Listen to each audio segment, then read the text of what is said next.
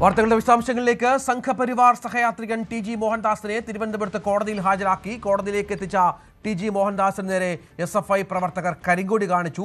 SFI. പ്രവർത്തകർ മുദ്രാവാക്യം വിളിച്ച് പ്രതിഷേധിക്കുകയാണ് കോടതിക്ക് മുന്നിൽ.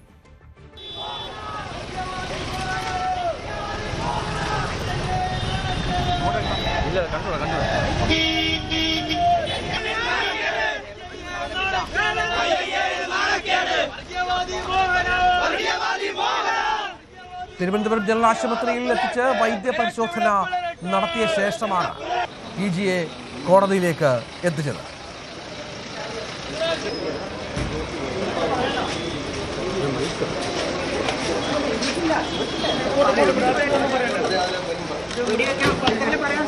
ഡാൻ കുര്യൻ ഏറ്റവും പുതിയ വിവരങ്ങളുമായി ചേരും. ഡാന് വലിയ പ്രതിഷേധമുണ്ടായിരുന്നു, പക്ഷെ അപ്പോഴും പോലീസ് നടപടികൾ ശക്തമാക്കുകയാണ്.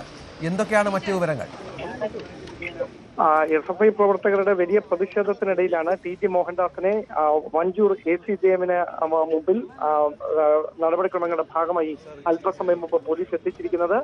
വൈദ്യപരിശോധന ജനറൽ ആശുപത്രിയിൽ പൂർത്തിയാക്കിയ ശേഷം വഞ്ചൂർ കോടതി പരിസരത്തേക്ക് എത്തുമ്പോൾ തന്നെ പ്രതിഷേധം ഉണ്ടാകുമെന്നുള്ള കൃത്യമായ മുന്നറിയിപ്പുണ്ടായിരുന്നു. ആ മുന്നറിയിപ്പിനെ തുടർന്ന് പോലീസ് വലിയ സുരക്ഷയാണ് വഞ്ചൂർ കോടതി പരിസരത്ത് ഒരുക്കിയിരുന്നത്. പക്ഷേ ആ സുരക്ഷാ ക്രമീകരണങ്ങൾക്ക് നടുവിലും െതിരെ കരിങ്കൊടി കാണിച്ചുകൊണ്ടാണ് പ്രതിഷേധക്കാർ അകത്തേക്ക് മോഹൻദാസിന്റെ പോലീസ് ഉദ്യോഗസ്ഥർ മോഹൻദാസുമായി എത്തിയ വാഹനം കടത്തിവിട്ടത്. എന്തായാലും അല്പസമയത്തിനകം നടപടിക്രമങ്ങൾ പൂർത്തിയാക്കി ടി.ജി. മോഹൻദാസിനെ പുറത്തേക്ക് കൊണ്ടുവരും. ജാമ്യം ലഭിക്കുമോ ഇല്ലയോ എന്നതാണ് ഏറ്റവും ആകാംക്ഷ ഉണർത്തുന്ന കാര്യം. സ്ത്രീത്വത്തെ അപമാനിച്ചതുൾപ്പെടെയുള്ള ഗുരുതരമായ വകുപ്പുകൾ ചുമത്തിയിരിക്കുന്ന പശ്ചാത്തലത്തിൽ ജാമ്യം ലഭിക്കാനുള്ള സാധ്യത കുറവാണ് എന്ന സൂചനകളാണ് ലഭിക്കുന്നത്. ഇതാണ് ഏറ്റവും പ്രധാനപ്പെട്ട വിവരം. ഏതായാലും ടി.ജി. മോഹൻദാസിനെ ഇപ്പോൾ കോടതിയിൽ ഹാജരാക്കിയ സമയത്താണ് എസ്.എഫ്.ഐ. പ്രവർത്തകരടക്കം വലിയ പ്രതിഷേധം അവിടെ മുദ്രാവാക്യ വിളികളും മറ്റും നടത്തി കരിങ്കൊടി കാണിക്കുകയും മറ്റും ചെയ്തത്.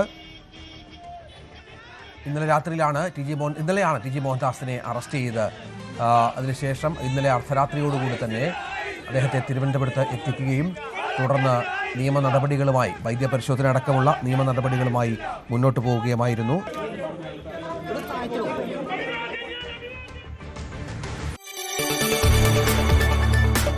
കൂടുതൽ വാർത്തകൾക്ക് news 18 Keralam YouTube channel subscribe ചെയ്യുക.